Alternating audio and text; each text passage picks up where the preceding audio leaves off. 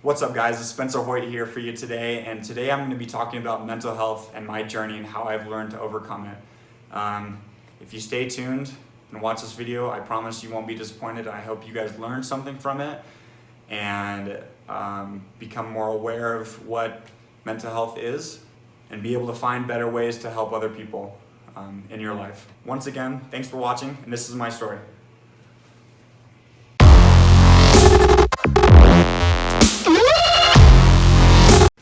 So I'm going to give you guys a little bit of background of basically my life, just to kind of, set the premise of what I want to talk about today. And so I grew up in a small town called Ione. It's in Northern California. It's about east of Sacramento, in between Sacramento and Lake Tahoe. And I went to a super small high school. Growing up, I played sports. I was in student government. I was very active in my community. I worked at a pizza place, and I lived a pretty normal life. I really thought that I had everything going for me. I was doing well in sports. I had decided that I was going to go to Brigham Young University once I graduated high school. And so I thought I had everything planned out and worked out how it was supposed to be. In high school, I don't really remember seeing a lot of people who had struggles with mental health issues. I think I remembered seeing people who had scars and such, but it never really clicked with me. I never really went out of my way to talk to people who I thought might be struggling with some sort of mental illness, or who struggle with self-harm or severe depression or anxiety. I kind of just not really ignore those people, but just didn't really let that into my life, since that wasn't something that I really struggled with. And it wasn't until a number of years after high school that I really got kind of a full glimpse of what mental health is and how many people suffer from mental health. And so I graduated high school the summer of 2015, and I went to BYU. I had a great year. I was doing Army ROTC. I had yet to decide to go into the Army, so I was doing Army ROTC. I was thinking about going into the Army as an officer. That was one of my dreams. I never thought I was going to get into BYU, and so BYU was a great experience for me. I made a lot of friends, had a ton of fun, did a lot of stupid stuff, but I had a really good experience my freshman year. And then after my freshman year, the summer of 2016, I decided to join the Army. And for whatever reason, I decided to join the Army at that point. And so I went to basic training, and I had a very toxic experience, to the point where it honestly kind of messed me up mentally. I was very distant when I got out of basic training, just because I think that I had not mentally prepared myself for the physical exertion, or for the for what was going to come. And it kind of destroyed my self-esteem and really kind of messed me up in the head. And so after I graduated basic training, I went to advanced training, where we learned our specific job in the Army, and I was doing fine, honestly, as far as mentally. Wasn't having any sort of suicidal ideations or panic attacks or anything. And so I was super excited. I actually ended up getting my mission call for the LDS, the Mormon Church, while I was at basic training. And so a couple days after I got out of advanced training in Fort Sill, Oklahoma, I went home to California for a couple days, spent Christmas with my family, and then I went straight to New Mexico MTC. to learn Spanish for my mission in Independence, Missouri. And as soon as I got to the MTC, I started having problems. I started having, flashbacks, panic attacks. Started just feeling very distant from other people. I would get startled very easily. My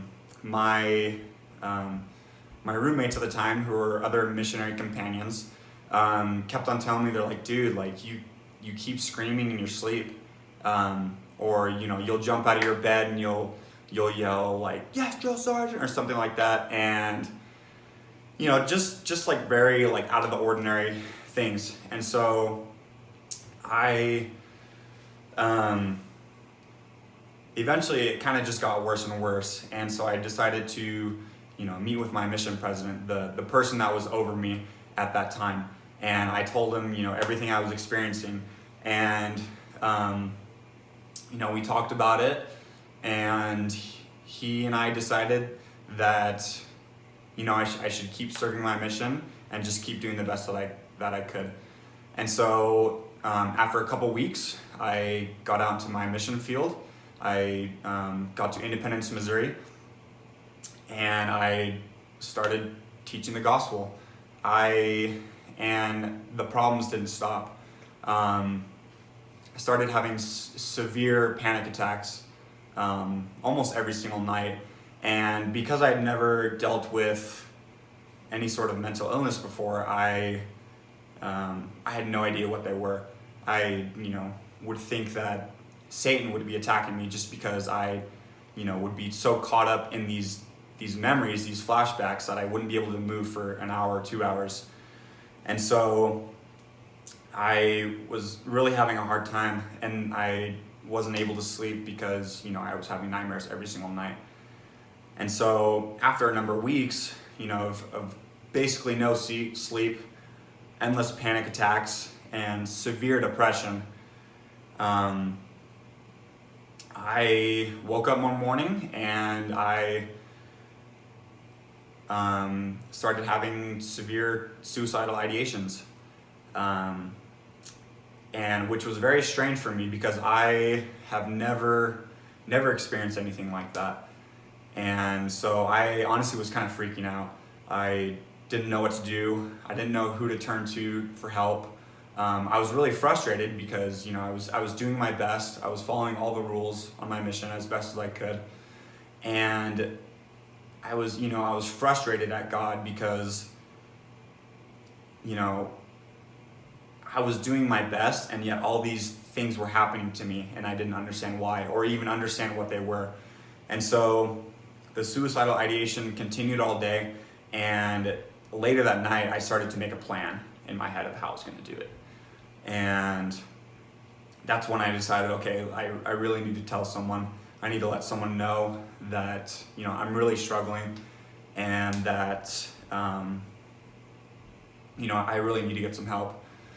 And so that night we called our mission president, the person that's over us in our mission, and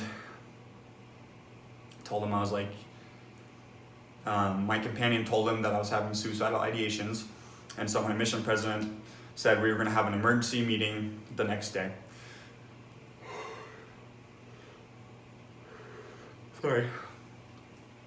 And so the next day, I went with my companion to meet with our mission president, and I told him, how I was struggling a lot. I wasn't sleeping, I was having nightmares every night, I was having panic attacks. At that time, I didn't even, know what panic attacks were. I was struggling in a way that I had never really understood before, and that I, had been having severe suicidal ideations. And so he was really concerned, and he said, I'm going to get back to you. I'm going to, make some phone calls and see what we can do. And so I remember, leaving that meeting and going and doing some service for a family who needed help moving. And I remember right before we got there, my mission president gave us a call, and he asked if he could talk to me. And he told me, He's like, Elder Hoyt, like, I think you need to go home. And at the time I was really kind of disappointed and frustrated in myself, because I felt like if I wouldn't have said anything, then I would have, been able to keep serving in my mission. And so, but, I trusted that for whatever reason that this was the right thing. And so the very next day, I went with my companion, the mission president, and I went home, which was very, very surreal for me. It was a very surreal experience, just in the fact that, I'd been in a very different place, trying to, serve people, and trying to do my best on my mission. And then all of a sudden I was home with my family. And so I had a lot of frustration, a lot of fear, a lot of anger, towards myself for, being outspoken and telling people. But at the same time, I was really comforted knowing that I'd be able to be with my family and be able to fight whatever I was dealing with my family. And so I came home, and the first thing I did was I started getting counseling, which worked out really well. I was doing really good at first. The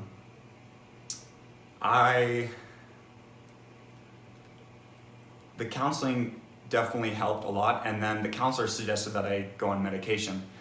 And so I was pretty hesitant at first. I'd never been on medication before. I'd never, done any sort of severe counseling before for mental health. And so I started taking Zoloft. And at first, with the counseling and the Zoloft, I was doing really well. They bumped me up from 40 milligrams of Zoloft to like 60 or 80. And the very next day, I started noticing a huge difference. For whatever reason, the Zoloft really gave me very intense suicidal ideations. And so I started self-harming a lot, multiple times a day, in fact. And, I didn't really know what to do with these extreme suicidal thoughts.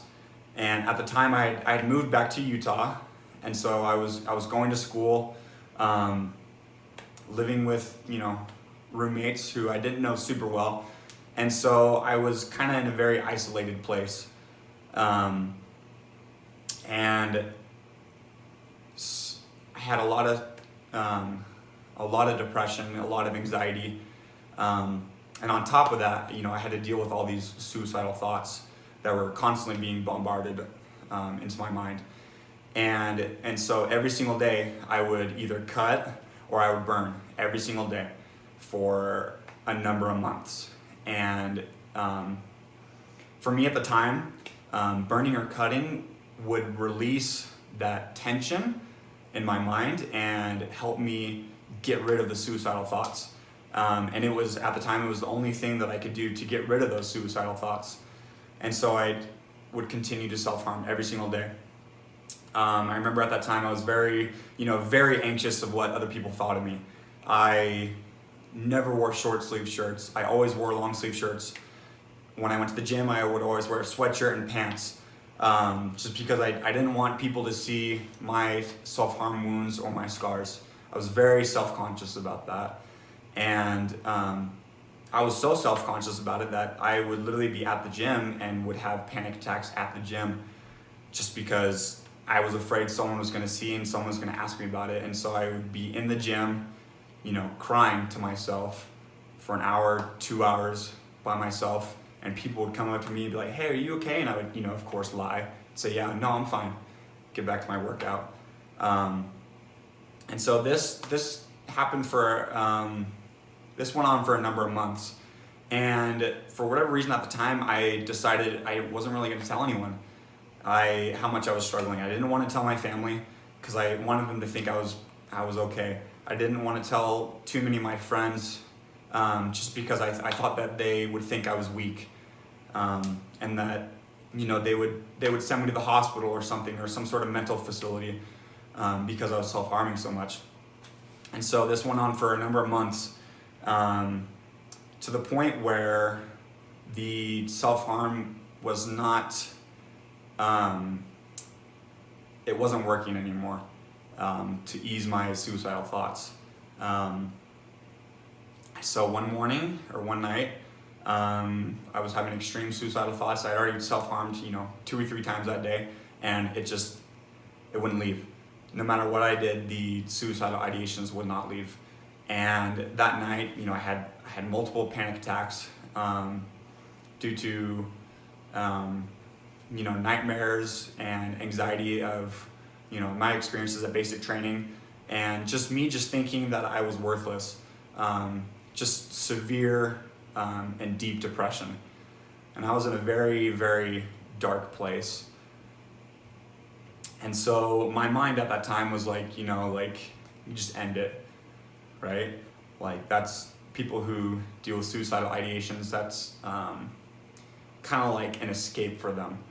They think that, if I commit suicide, I won't feel this pain anymore. I won't feel this anxiety or this depression, this anger anymore, whatever it is that they're facing. And so at that time, I felt so worthless that, and so scared, that I was just like, I'm done. I can't do this anymore. And so I decided to kill myself. And so that night I started making a plan about how I was gonna do it.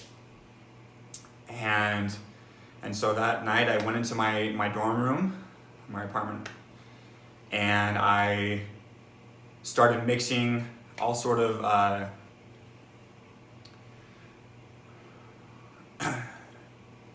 started mixing a bunch of bathroom cleaning supplies into this big gallon jug. I threw a bunch of bleach in there, mouthwash, and pretty much anything I could find. I just mixed it in this huge gallon bottle, and I got all my pills together. And I decided that I was gonna do it, in my bathroom, in my tub, just because I didn't want to make a mess anywhere else. And so I started chugging that gallon solution that I had made, and started taking all my pills. And then on top of that, I started cutting severely on my legs, and my legs and my arms, to the point where I cut enough to get over 30 staples in my arms and legs because my cuts were so deep and so long. And so after I had drank the gallon of solution, and after I had taken at least 100, 150 pills and cut enough for 30 staples, I was sitting there in my tub bleeding out. And I truly thought I was gonna die. And I was at peace with that. That state of mind that I was in, I was at peace with dying. And the rest of the night is kind of a blur, but at some point, due to all of the chemicals that I drank, it somehow made me extremely drunk. I don't know how. And so I started calling people. I started FaceTiming friends. I started texting people. And I don't remember any of this. And so I had multiple friends who started contacting my family and, tell them in the middle of the night, something's wrong with Spencer. Like, we don't know what's going on, but something is definitely wrong. And so eventually, one of my Army friends, his name is Henry Chung, was contacted, and he decided that he needed to check up on me. And so he came to my place, basically broke into my place, and found me almost dead in my bathroom, and called an ambulance. I was rushed to the hospital, where they put staples in me, in my arms and legs, and eventually I was taken to the mental health facility at the hospital. And at the time, I don't really remember any of this. I was pretty out of it. I lost a ton of blood. I was throwing up everywhere due to all the solutions that I had drank, and I was gone. And so, the next morning I woke up and realized what I had done, and I was really upset, and but very, very happy that I was still alive, and I felt very blessed. And so for the next couple days, I started getting therapy. I started getting counseling. I started going to all these mandatory groups that this mental facility offered. And as I went to all these groups, I looked at all the people around me, and I felt very very normal, very blessed. A lot of the people who had who were at the mental health facility at that time were very, very, very mentally ill. And whether it was from being manic or severe depression or suicidal ideation, or so many different problems that people face. And so I looked around me and realized that I'd been through a lot, but I really couldn't complain, just because these people who I was surrounded by had been through a lot more. And so I think at that moment I really gained an understanding of mental health and just how much people truly suffer from it, which is why that I have made a goal to be so outspoken and so truthful to people. And while I was at the mental health facility, I got put on a different medication. I got put on Prozac, which helped immensely. And for the next couple of days, I did really well. I didn't self-harm for the first time in a number of months. I went more than one day without self-harming. And so I got out of the hospital, and I just remember being at the hospital and not being able to contact my family, just because you're not allowed to have a phone or anything until the designated phone time, where they let you use the landline and call home. And so my dad told me that he was coming out. He was coming out to see me. He was living in California, and that night, as soon as he heard that I went to the hospital, flew out that very night, so he could give me all the love that I needed from my family. And I just remember seeing him, and as soon as he saw me, he just broke into tears. And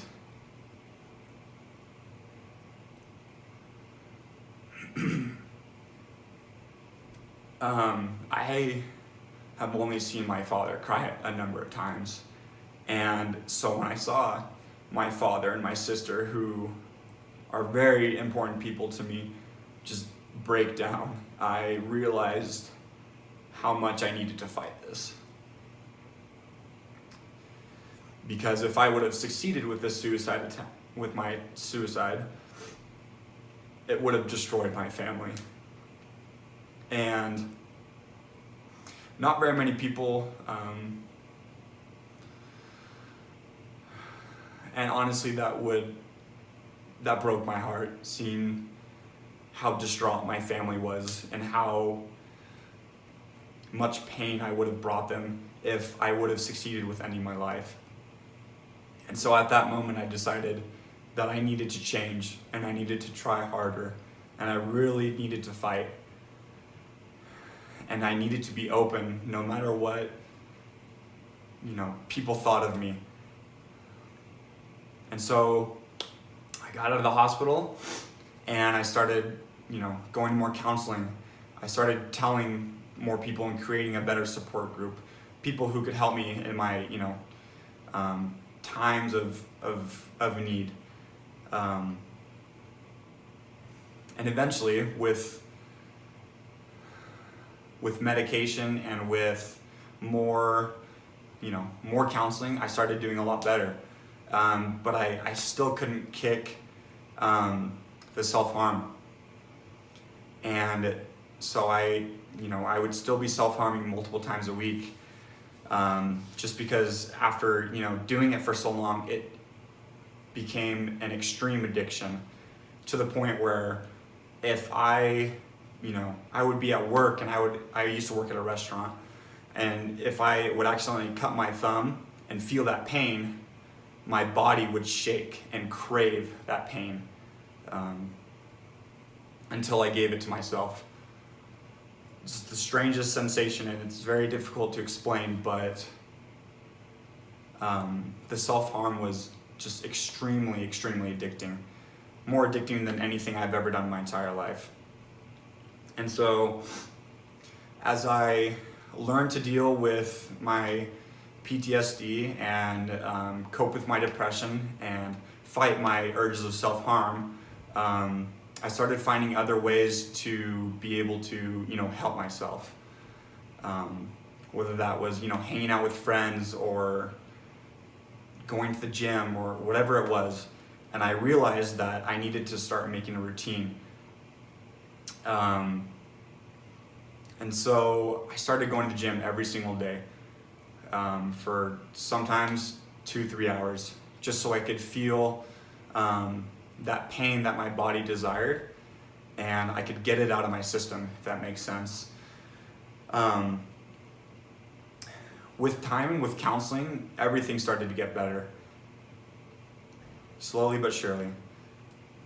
But something that I've found out is that no matter how much counseling, no matter how much medication that you take, this is something that's always going to be there with me. This is something I'm always going to struggle with, no matter what I do. And so I kind of hit a point where I had reached my peak of improvement. I'd been going to counseling, I had been taking medication, I had been doing all the things that I could do to help myself mentally. And it got to the point where I was like, there's not really anything else I can do.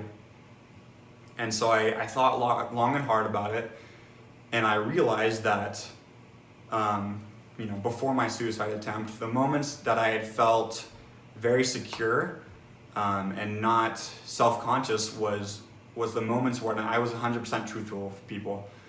And so after that, I decided I wasn't gonna, wear long sleeves or pants anymore to the gym. I was just going to show the world my scars, and these are just some of the scars that I have on my arm from burning. And at first it was very difficult. I was very anxiety ridden and had many, many more panic attacks before going to the gym and at the gym, just because I was so terrified of what people would think about me. But slowly but surely, as I became more confident in myself and told people where I'd gotten my scars, I started feeling like I didn't need to hide anymore, which in and of itself was very needed for someone who is afraid of the person he was. And so whenever someone came up to me at the gym, or whenever people were talking about mental health, I started voicing my opinions. I started telling the people, instead of some BS answer, instead of running into the fence or something, I would tell them, no, I used to have a problem with self-harm. And that really boosted my motivation and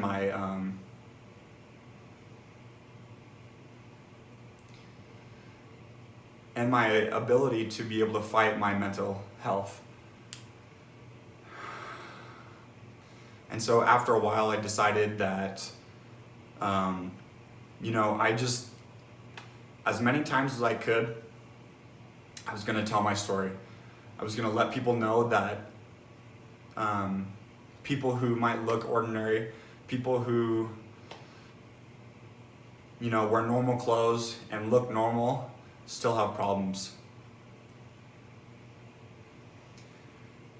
And after a while, I decided that, this is something that I want to do. I want to tell my story so that I can help people.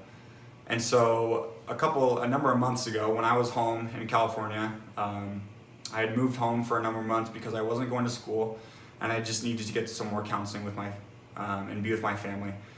And so while I was home, I decided that I was going to start posting on Instagram. I was going to start posting on Facebook and just let people know that I struggled with, these mental health problems. And I started getting a lot of feedback, positive and negative. I had friends who were frustrated with me that I had never told them, and people who were angry with me just because they didn't understand. They didn't know how to deal with something like this. But I also had a lot of positive experiences where I was able to, answer a lot of people's questions and help a lot of people who were struggling to help members of their family who were also struggling with some sort of mental illness. And so, as I started helping people more and more and posting about it more, I realized that this is something that I wanted to do basically my whole life. And so I started reaching out to people, and eventually I had a teacher from a local high school come to me and say, hey, we'd love for you to tell your story to a couple of our classes. Like, we think that this would be very impactful on them, on people who, suffer from very similar things, and them being able to see someone who's gone through it and is still going through it, but be able to make it can be extremely impactful. And so I went to a number of high schools, and I had a really, really positive and amazing experience where I was just able to tell my story and tell all these, young adults how I was able to get through all these mental problems that I've had, and how I'm still getting through all these mental problems that I have. And so after that, I decided, I would love to do this full time. And that's what kind of led me to starting a YouTube channel and, doing my best just to help people realize that there's nothing wrong with mental illness. I really want to do my best to destroy the negative stigma that is surrounded around mental illness and surrounded around people who have scars. There's nothing wrong with having scars. As I've learned, it's taken a number of years for me to get over the fact that people are going to judge you no matter where you go. If you have scars, whether it's in your head or on your body, people are going to judge you. And I've just come to realize that the only opinion that really matters is the opinion I have of myself. And as long as I remember that, if people judge me or say something to me negative, I just let it, in one ear and out the other, right? I just don't let it get to me. And for a lot of people who suffer from mental illness, that is very, very difficult to do. And honestly, it takes years of practice. It took me almost 2 years to be able to get to the point where I could look someone in the eye and say, yes, I struggle a lot mentally, and I used to self-harm a lot, and I've had suicide attempts. But honestly, it's completely worth it.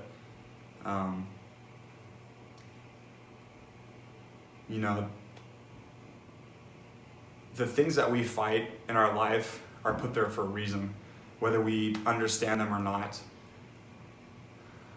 And honestly, it's up to you whether or not you want to change. I have a number of people, because I've been able to, post about my problems and on social media and such, I've had a number of people contact me every single day. I have people text me out of the blue random people, random numbers say, I'm going to kill myself, what do I do? And because of my experiences and because of my empathy for these people, I have been able to help these people on a daily basis, which has been very eye-opening and very incredible. People often ask me, they're like, how do you stay motivated? And honestly, it really just depends on the day, because some days are great and some days are terrible. I have great days where, I hang out with friends and I'm very happy. I have no mood swings. My anxiety is taken control of.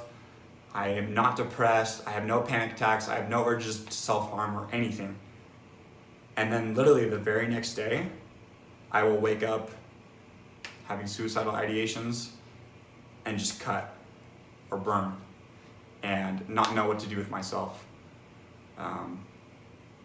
And that's what I think is super frustrating about mental illness, is that it is so hit or miss as far as when it's going to attack, to the point where you basically just have to be ready for it constantly, because if you're not, eventually it's going to destroy you,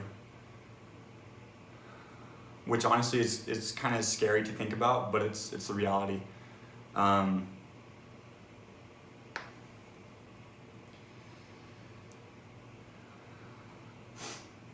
But as you practice, fighting those urges, doing your best to, go to counseling, to try to be open about it, to do all the things that help you be a better person and to help you mentally, with time and a lot of practice, you will get better.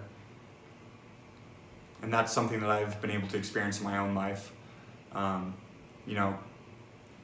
Coming from having no mental illness, no depression, no anxiety, never self-harmed before I joined the military. And then after, getting out, anxiety, panic attacks, depression, severe depression, 2 suicide attempts, being hospitalized multiple times, going to dozens and dozens of counselors, trying multiple different types of medication. Honestly,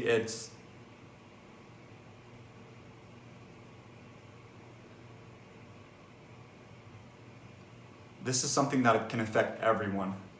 And that's why I believe in, making mental health, making people more aware of mental health, and realizing that there are very many people in this world who suffer from some sort of mental health, and that we are all scarred in one way or another, whether it's on our body or in our mind. We're all scarred. And so I have made it a goal to help as many people as I can.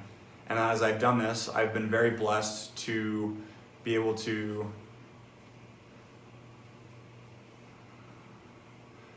come to the knowledge and acknowledge who I am and the problems that I face, and realize that even though I do suffer from this, I am not my problems. I am not, my depression. I am not my scars. I am not my suicide attempts. I'm Spencer Hoyt, and there's nothing mental health can do to ever stop that. And so I encourage you to reach out to me, or to reach out to any of your friends and ask for help. Because honestly,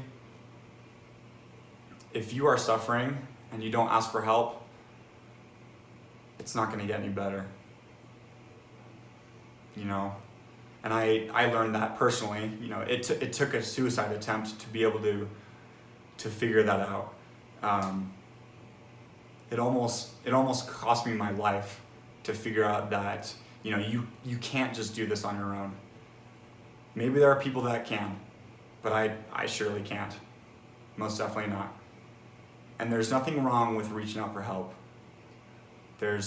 Sometimes We just need to swallow our pride and ask for help. And some people definitely have a hard time with this, but I promise you that as you strive to reach out for help and strive to work on yourself and try to better yourself as a person, that you will get better with time. I have a lot of people who reach out to me and say, you know, I've reached out to my family, I've reached out to my friends, my parents, and they don't care. They either don't believe me or they don't love me enough to care. And my answer to these people is always the same thing. Then do it for yourself. Because people like that, toxic people like that, shouldn't be allowed in your life. Whether they're family or friends.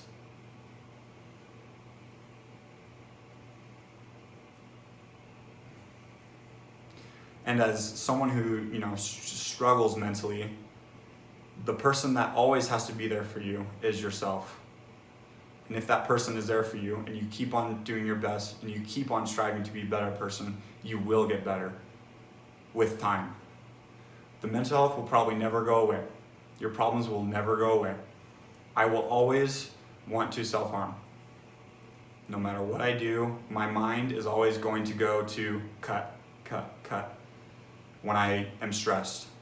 But as I practice fighting those urges, I will be able to fight them more and more and more, and I will be able to become stronger. And so, once again, I really encourage you, whoever you are, to look around you and to not be afraid to reach out to people if you think they are suffering, and not be afraid to reach out to other people if you are suffering. Like I said before, there's nothing wrong with that.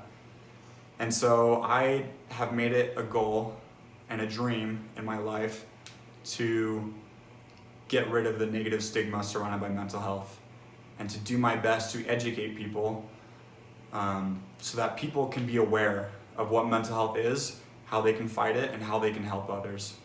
And so I really encourage you to share this video, share it on Facebook, share it on Instagram. I really want to just change the world with this mindset that I have, and be able to change how people think about mental health as a whole. And I'm going to be making a lot more videos in the future, answering a lot of questions, and just doing my best to help a lot of people. And so if you could comment below, I'm going to answer all of your guys' questions. And if you guys want to see a certain video about a specific thing, seriously, just let me know and I will make a video about it and cover it as best as I can. You know, I don't have a degree in psychology or anything like that. I'm currently a college student, but as far as my knowledge goes, I don't have a lot of knowledge. All I have is my experience and what I've seen and what I've been through. And so, once again, if you could share this video, I just want to change the world. Share this video, comment, please, so that we can change the world together. And just remember that we're all scarred, and there's nothing wrong with that. And so, I'm going to end this video today. Once again, comment down below, smash that like button. I would love to hear your guys' comments, and please, if you could subscribe so that you can see my future videos, this is really going to help me grow so that I can help share my message. And that honestly would mean the world to me.